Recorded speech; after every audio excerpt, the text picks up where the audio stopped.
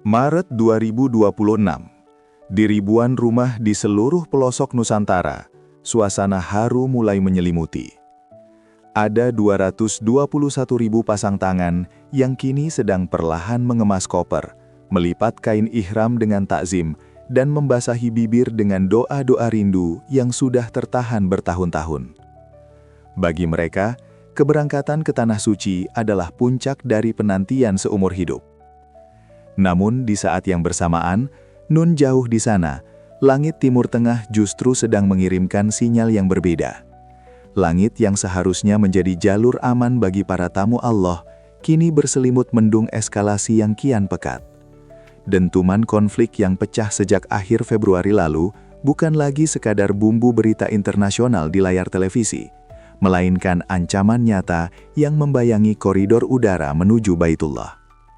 Dunia sedang menahan nafas. Ketika rudal dan operasi militer menjadi tajuk utama, jalur penerbangan sipil Indonesia kini berada di titik persimpangan yang krusial. Kita tidak hanya bicara soal kuota atau teknis keberangkatan, kita bicara soal keselamatan nyawa manusia di atas wilayah yang sedang membara. Muncul sebuah pertanyaan besar yang menghantui setiap sujud syukur para calon jamaah. Di tengah keriuhan konflik dan ketidakpastian global ini, apakah kerinduan untuk menyentuh Ka'bah tetap bisa digapai dengan tenang? Ataukah keamanan justru menjadi taruhan yang terlalu mahal untuk dibayar tahun ini? Inilah titik di mana iman, diplomasi, dan keselamatan harus diuji dalam satu waktu. Di tengah badai ketidakpastian yang menyelimuti kawasan Timur Tengah, mesin birokrasi Indonesia justru sedang bekerja dalam senyap dengan presisi yang tinggi. Pemerintah Indonesia tidak sedang menunggu keajaiban, mereka sedang menyusun strategi. Per hari ini, persiapan teknis penyelenggaraan Haji 2026 telah menyentuh angka krusial, yakni 98%. Angka ini bukan sekadar statistik di atas kertas, melainkan bukti bahwa kontrak akomodasi, catering di Makkah dan Madinah, hingga kesiapan transportasi darat bagi 221.000 jamaah sudah berada dalam posisi siap meluncur. Namun ada satu variabel besar yang berada di luar kendali kita, ruang udara. Menyikapi eskalasi yang terjadi sejak akhir Februari lalu, Kementerian Haji dan Umroh bersama Kementerian Perhubungan tidak lagi menggunakan rencana tunggal. Di atas meja kerja otoritas, kini terbentang 3 skenario darurat yang dirancang untuk menjawab setiap dinamika di lapangan. Skenario pertama yang tentu menjadi harapan kita semua adalah jalur normal, jalur yang efisien secara waktu dan bahan bakar. Namun jika situasi memburuk dan wilayah udara di atas area konflik dinyatakan sebagai zona merah atau no-fly zone, maka protokol langit alternatif akan segera diaktifkan. Disinilah letak kerumitan logistiknya. Pemerintah telah memetakan rute selatan dan rute Afrika sebagai jalur penyelamat. Namun memindahkan ribuan penerbangan ke jalur ini bukanlah perkara mudah. Jika rute selatan diambil, pesawat-pesawat pengangkut jemaah harus memutar menjauhi titik konflik, yang secara otomatis menambah waktu tempuh sekitar 4 jam. Lebih ekstrim lagi, jika rute Afrika menjadi satu-satunya pilihan yang paling aman, jemaah harus bersiap mendekam di kabin pesawat 6 jam lebih lama dari durasi normal. Konsekuensi dari perubahan rute ini bukan hanya soal kelelahan fisik jemaah, tetapi juga soal biaya operasional maskapai yang melonjak drastis. Aftur yang terbakar lebih banyak, biaya navigasi udara yang berbeda, hingga kebutuhan akan technical landing atau transit teknis untuk pengisian bahan bakar menjadi beban finansial yang nyata. Secara matematis, ini adalah potensi pembengkakan anggaran yang masif di tengah fluktuasi harga minyak dunia. Namun, di tengah kekhawatiran akan kenaikan biaya haji yang mendadak, pemerintah mengeluarkan satu pernyataan yang menjadi angin segar bagi seluruh calon tamu Allah. Sebuah janji yang mengedepankan aspek keadilan dan kemanusiaan, keamanan dan keselamatan jemaah tidak akan ditukar dengan beban finansial tambahan bagi mereka. Otoritas menegaskan bahwa jika rute memutar harus diambil, jemaah tidak perlu merogoh kocek lebih dalam untuk menutupi selisih biaya tersebut. Lantas, dari mana dana tersebut berasal? Disinilah peran strategis Badan Pengelola Keuangan Haji atau BPKH muncul sebagai juru selamat. Dengan memanfaatkan dana cadangan yang terkumpul, salah satunya berasal dari efisiensi dana haji pada tahun 2022 saat keberangkatan tidak berlangsung secara penuh, BPKH telah menyiapkan tameng finansial. Dana ini akan diproyeksikan untuk menyerap kejutan biaya akibat kondisi force majeure atau keadaan darurat ini. Artinya, secara finansial, jemaah haji Indonesia berada dalam perlindungan sistem yang solid.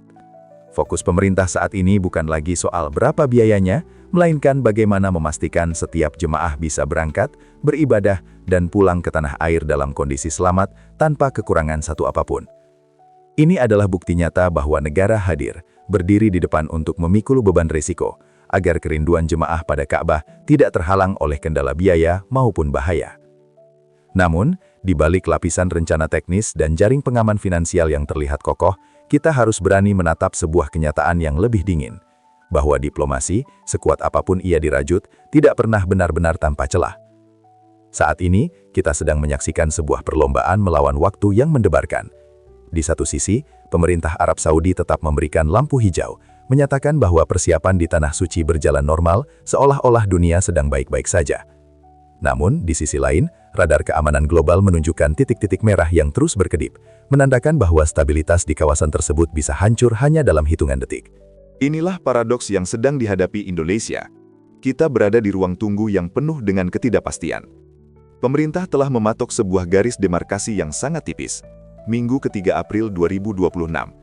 Itu adalah tenggat waktu final, sebuah deadline yang hanya berjarak 7 hari sebelum kelompok terbang pertama dijadwalkan membelah angkasa pada tanggal 22 April. 7 hari.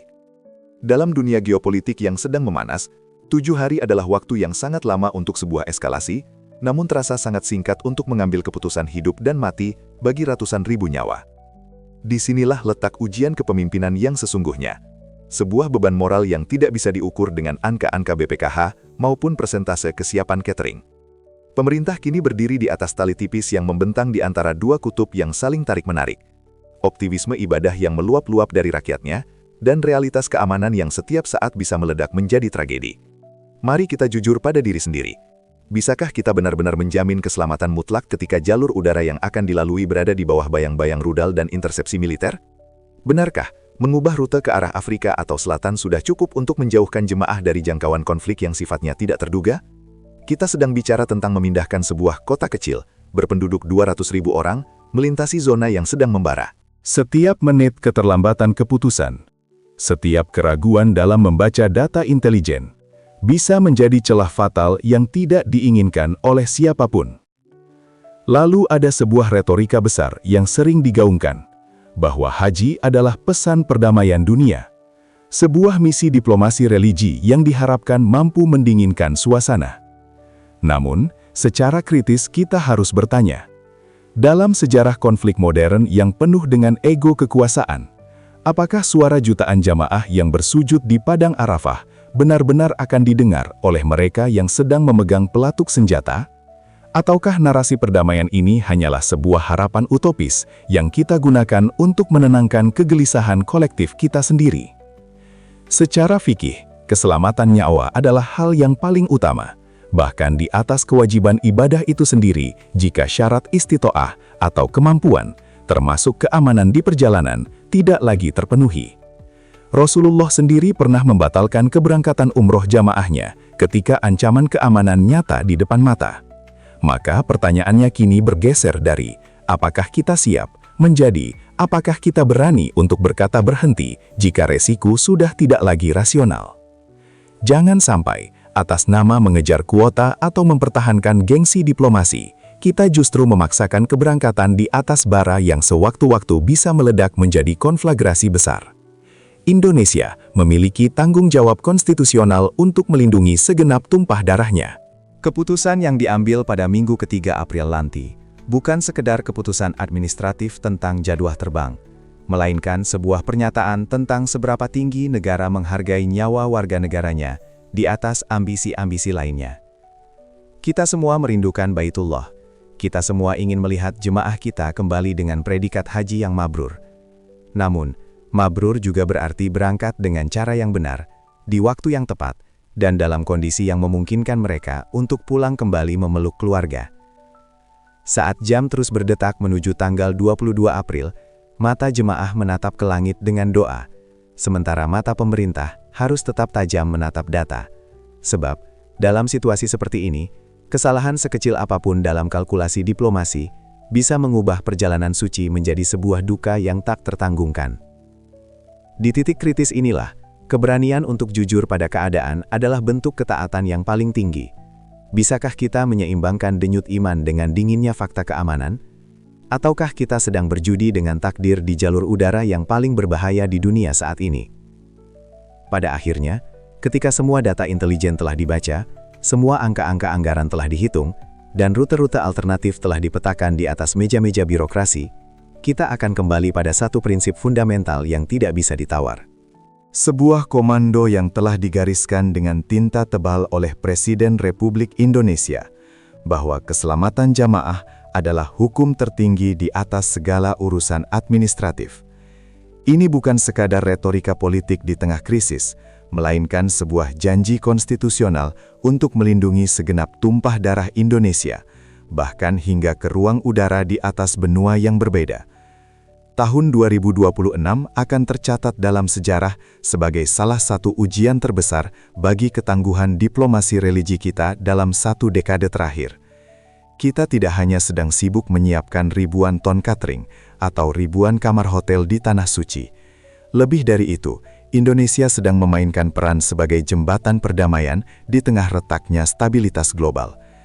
Koordinasi lintas negara, mulai dari komunikasi intensif dengan Kerajaan Arab Saudi, lobi-lobi keamanan dengan otoritas penerbangan internasional, hingga dialog tingkat tinggi dengan para pemimpin di kawasan konflik, kini menjadi kunci yang menentukan apakah pintu langit akan tetap terbuka bagi para tamu Allah. Kita harus menyadari bahwa keberangkatan haji kali ini adalah sebuah misi kemanusiaan yang teramat besar. Di pundak para penyelenggara, ada amanah dari ratusan ribu keluarga di tanah air yang menitipkan orang-orang tercinta mereka untuk menunaikan rukun Islam kelima. Ada beban moral yang sangat berat ketika kita menyadari bahwa setiap pesawat yang mengangkasa membawa impian seumur hidup sekaligus tanggung jawab keselamatan yang mutlak. Kita sedang mempertaruhkan segalanya demi memastikan bahwa panggilan ilahi ini tidak terhenti oleh ego manusia yang bertikai. Namun, di balik segala kalkulasi resiko dan ketegangan geopolitik yang ada, kita tetap menyisakan ruang yang luas bagi sebuah kekuatan yang melampaui logika manusia, kekuatan doa, dan niat yang tulus. Ibadah haji adalah simbol ketundukan total, dan dalam ketundukan itulah kita menemukan ketenangan. Kita berharap setiap langkah diplomasi yang diambil pemerintah diberkati dengan ketajaman nurani dan kejernihan berpikir, agar setiap keputusan yang keluar pada detik-detik terakhir nanti adalah keputusan yang membawa maslahat bagi semua. Semoga niat suci 221.000 jamaah haji Indonesia tahun ini menemukan jalan yang lapang. Semoga jalur udara yang akan dilalui menjadi saksi bisu atas keajaiban perdamaian yang turun di atas bumi yang sedang membara. Kita merindukan hari di mana kloter pertama dilepas dengan senyum bangga, terbang menembus awan tanpa rasa cemas yang menghantui, dan mendarat di tanah haram dengan hati yang damai. Mari kita titipkan doa terbaik kita bagi para pemimpin bangsa, agar diberikan keberanian dalam mengambil sikap, dan bagi para jamaah, agar diberikan kesabaran dalam menanti kepastian. Sebab, haji yang mabrur tidak hanya dimulai dari niat di dalam hati, tapi juga dari ikhtiar yang sungguh-sungguh untuk menjaga keselamatan jiwa.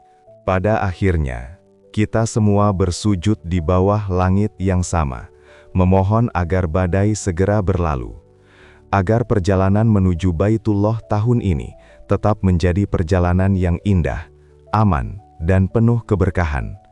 Sebuah perjalanan pulang menuju jati diri, melintasi samudra dan benua, demi satu tujuan mulia, memenuhi panggilan-Mu, ya Allah. Semoga Allah menjaga jamaah haji Indonesia. Semoga perdamaian menemukan jalannya pulang.